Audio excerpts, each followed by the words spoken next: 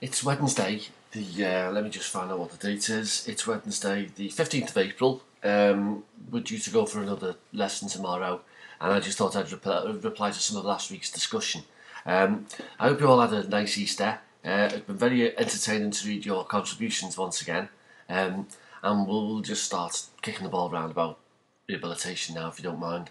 Um, yes, yes, rehabilitation. The thing that I was struck by most, listening to, talking to Brian Jory, I hope you've listened to his testimony, by the way, is just how much of an emotional, important event that cardiac rehabilitation was. This was really important for him because it gave him a sense of control again over his own life, which his coronary event had just completely taken away from him. This is a bloke who's now taken a missionary zeal to rehabilitation, and he goes around voluntarily contributing to other people's rehabilitation and recovery. I think in some respects this might be the most important aspect of the rehabilitation process, almost regardless of what's in the program itself. Now, I asked you to comment on some on relaxation exercises. I don't know what you think about relaxation exercises. I think it's one of those things that you either love or you hate. Frankly speaking, if I was laid in a room where people were telling me to relax, relax would probably be the last thing I could do. I could never participate in those games at schools which required you to, imagine that you had 7 league boots and all that sort of stuff, and somebody there telling me about relaxation and talking in a stupid voice and the idea that it would relax me. Not for me. But it's hard to generalise out from yourself, isn't it? For other people, other people love this sort of thing. And my guess is that there are a couple of people who are watching this right now who themselves love that sort of thing. So who am I to talk? Nurses or physios for cardiac rehabilitation. The reason why I'm asking you this is that when I went on a visit to France, I was struck to see in cardiac rehabilitation the extent to which physios just dominated the entire thing. Now I know there's a sort of split within Britain. Some rehabilitation programs will have a lot of input from physiotherapists. It's not like it's in France. This was definitely over the physiotherapist's line of demarcation, if you see what I mean. I'm going to send you 2 photographs of rehabilitation suites that I saw when I was in Paris. Very well equipped. And the rehabilitation programs in these hospitals were funded to give post-cardiac patients 40 half-hour sessions of cardiac rehabilitation, which was mostly exercise, I've got to tell you. Although not exclusively. There was nurse-related input to do with emotions and, managing medication and that sort of stuff.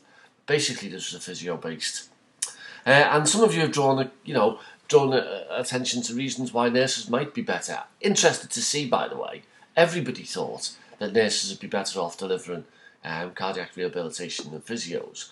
And some of the reasons for that were, well, the nurses by and large have got a coronary care background and have seen what people have gone through in the coronary care unit, and they're used to dealing with emotional patients and requests for information. Physios, on the other hand, more of a sporting background, more of a, getting people ready for physical activity and understanding the processes of physical activity. Role of the district nurse, not really 100% formally engaged in the rehabilitation process, I suppose, although, there is an increasing tendency now for cardiac rehabilitation to be delivered in the community. It's less and less regarded as a job for hospitals to be rehabilitating people, and it's more regarded as being appropriate for the place around the corner from where the patient lives to get involved in their cardiac rehabilitation programs.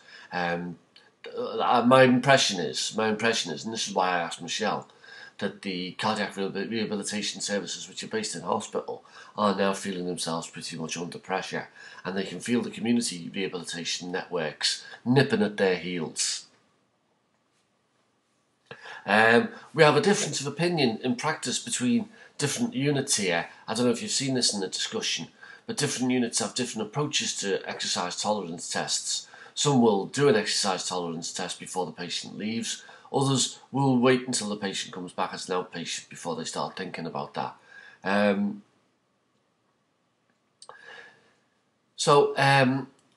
What else have I got?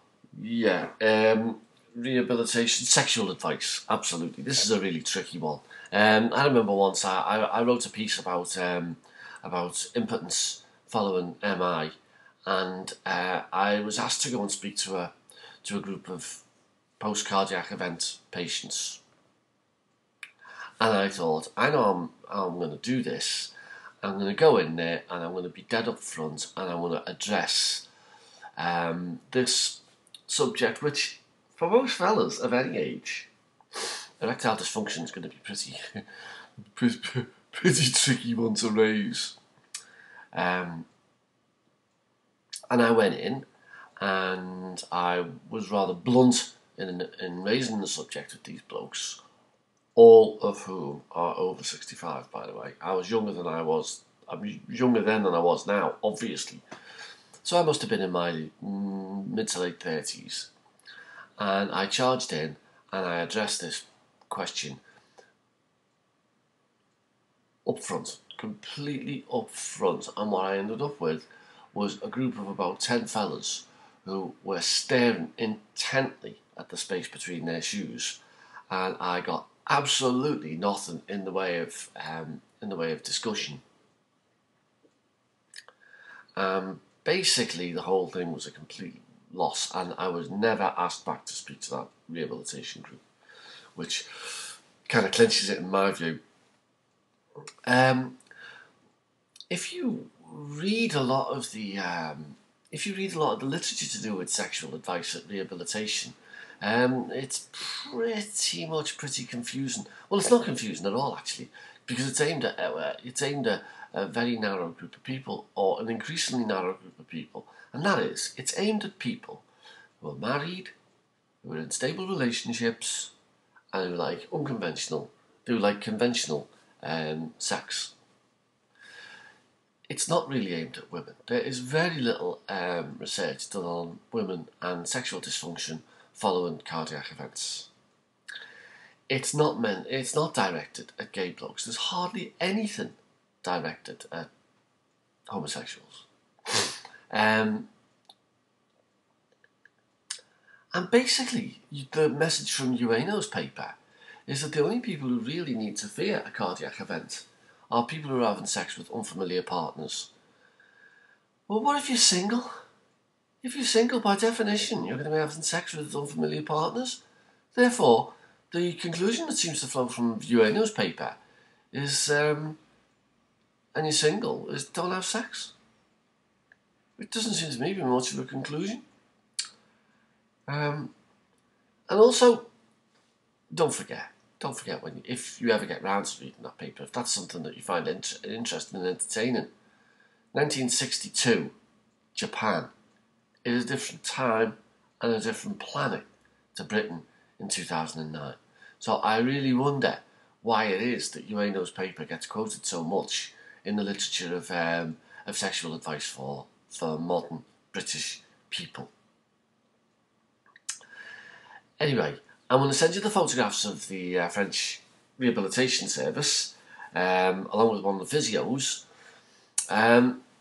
Well done, everyone. There are a couple of people who are disappearing from view, by the way. Get writing. Don't be leaving it to everyone else.